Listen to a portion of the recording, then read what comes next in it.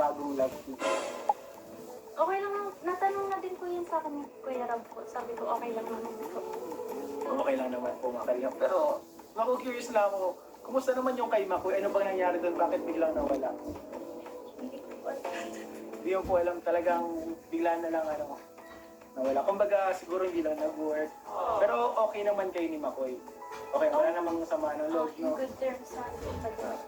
In good terms. So, yun ang mahalaga dun mga kalingap, in good terms. And, syempre, yung love team ay kapag may love team ka ay mas matutulungan ka ng kalingap, mas kumbaga strategy siya para mas matulungan natin si Eden, lalo na ngayon ay college na. So kumbaga yung mga gastusin mas grabe. Lalo na kapag graduating ka na, grabe ang gastusan dyan. So kumbaga itong malaking tulong to kay Eden. And yun nga, andito tayo ngayon, Eden, sa vlog na to ngayon para pakilala sa'yo yung pinaka-bago mong love team.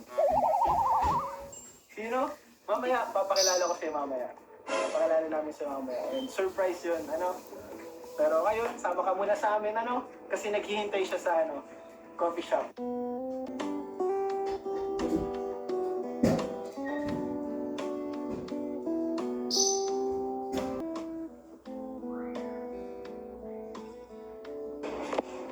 Mukhang wala pa yung yung ka-love team mo. Nalit ata. Bibigyan na lang kitang clue. Ano siya? Isa siyang... Siguro napanood mo na ito sa TV or sa cellphone kapag nag-YouTube ka. Ay, sikat po. Oo, VIP siya.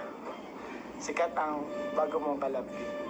So, iniwitan natin kasi siguro very hectic na schedule niya.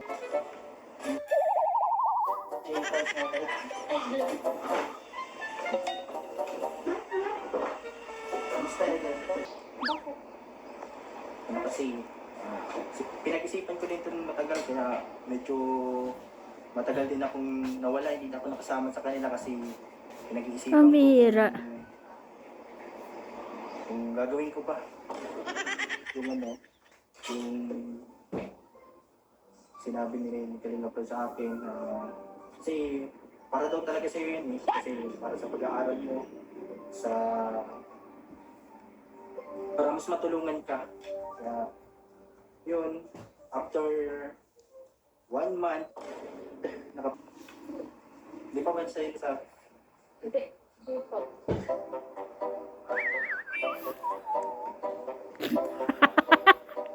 Ang bihira. Yun nga, nakapag-decide ako ngayon na pumunta dito nang walang pag-aalinlangan at para subukan din para, malay mo ba, yun na Eden.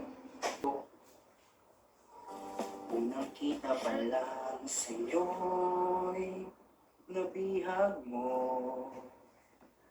Sa ngiti mo na kahit tamis ay naakit ako. Araw-araw kita naiisip, kasama ka hanggang sa panaginip. Bakit nga ba ang puso'y mabig na umibig sa'yo?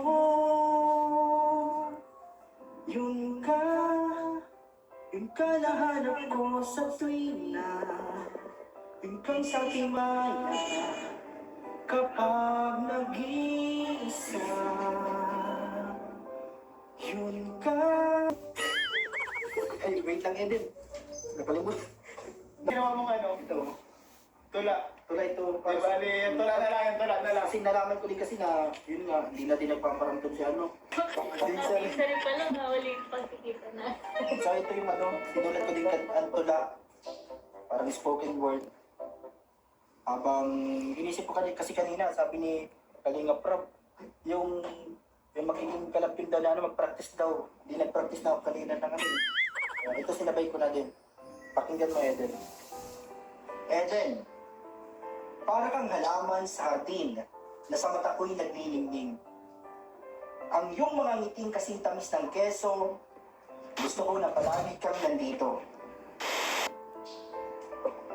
Dahil sa lahat ng keso, ikaw ang kiss na aking paborito.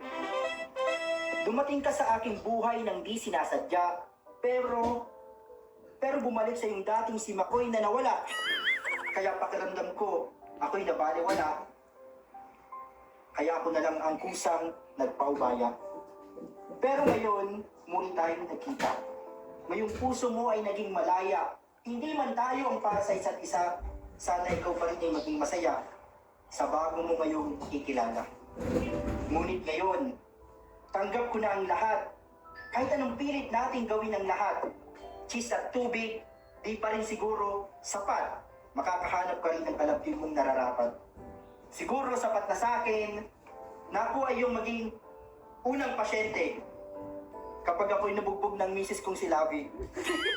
Alam mo naman na hindi talaga tayo pwede. Kaya dito na lang ako susuporta sa inyo palagi. Good luck, Eden. Ingat ka palagi. Iinom na lang ako ng tubig palagi. Grabe, yun naman pala. Yun naman pala. Akala mo siguro So ayun po, napakagaling po ni Mama Franz. May hinanda siyang spoken